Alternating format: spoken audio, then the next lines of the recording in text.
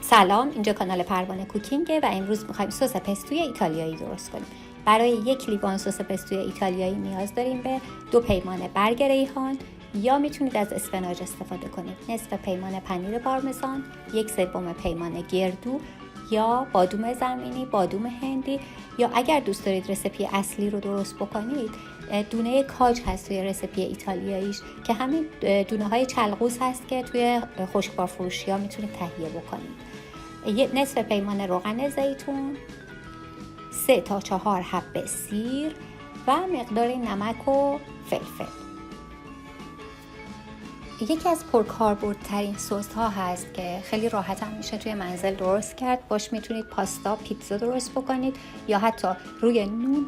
یه ترکیب خیلی خوشمزه هست برای میان وعده یا حتی نهار و شام. اولین کاری که باید بکنید این هست که گردو رو داخل غذا ساز میریزیم، چند پالس میزنیم تا پودر بشه. 2 تا نکته داره. اگر اولین کار رو انجام ندیم گردو خیلی خوب پودر نمیشه و درشت نمیمونه.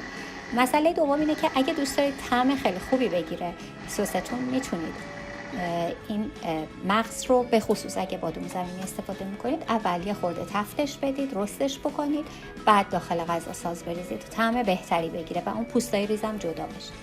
ریحون رو داخل غذا ساز میریزیم و اضافه میکنیم به پودر گردو و چند پالس میزنیمش. اینی که چقدر مدت زمان نیاز داریم برای هم زدن بستگی داره به قدرت دستگاه شما و بر اساس مقدار سسی که دارید درست میکنید مشخص میشه. میتونید چشمی ببینید که کی کافی هست. وقتی یه دست شد و کامل با هم مخلوط شد دیگه کافیه. حالا روغن زیتون رو اضافه میکنیم.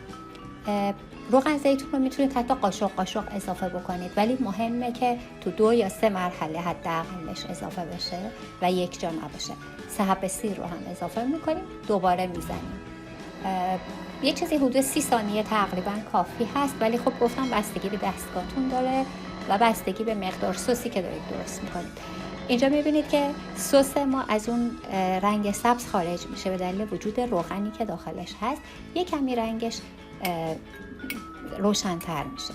بقیه روغن زیتون رو هم اضافه میکنیم و خوب هم میزنیم. تو هر مرحله دقت کنید که اطراف ظرف رو تمیز بکنید به سمت پایین تا یه وقت گردو یا ریحون یا سیری که خورد نشده و مخلوط نشده نداشته باشیم و یه سس یک دست داشته باشیم. این سس رو شما میتونید 3 تا 4 ماه توی فریزر نگهداری کنید. اگر میخواید این سس رو توی فریزر نگهداری کنید قبل از اینکه پنیر اضافه بکنید ازش مقداری رو بردارید که من نصفش رو برمیدارم برای فریز کردم و موقع استفاده اول یخ‌زدایی بکنید، بعد پنیر و نمک فلفل رو بهش اضافه بکنید و مورد استفاده قرار بدید. بنابراین نصف پنیر که آماده کرده بودم اینجا بهش اضافه میکنم. بعد از اضافه کردن پنیر دوباره چند پالس میزنیم تا پنیر هم کامل با این سس مخلوط بشه و یه مخلوط یک دست داشته باشیم. نمک و فلفل رو هم بعد از پنیر اضافه میکنیم چون پنیر یه کمی طعم داره و نمک داره. ممکنه که حالا ذائقه شما نمک زیادی رو نپذیره و باید اول تست بشه بعد نمک و فلفل رو اضافه کنید. اگر سس پستوی قرمز دوست داشته باشید تو همین مرحله 1 قاشق رب گوجه فرنگی یا کمی سس کچاپ اضافه میکنید. اگر پستوی سفید دوست دارید اینجا یک کمی سس مایونز باهاش ترکیب کنید. پستوی قرمز رو برای پیتزا استفاده میکنن اکثرا و پستوی سفید رو برای پاستا، ولی من همین پستوی سبز رو با عطر سیر و ریحونش خیلی دوست دارم، بنابراین چیزی بهش اضافه نمیکنم. امیدوارم درست بکنید این سس رو و از طعمش لذت ببرید.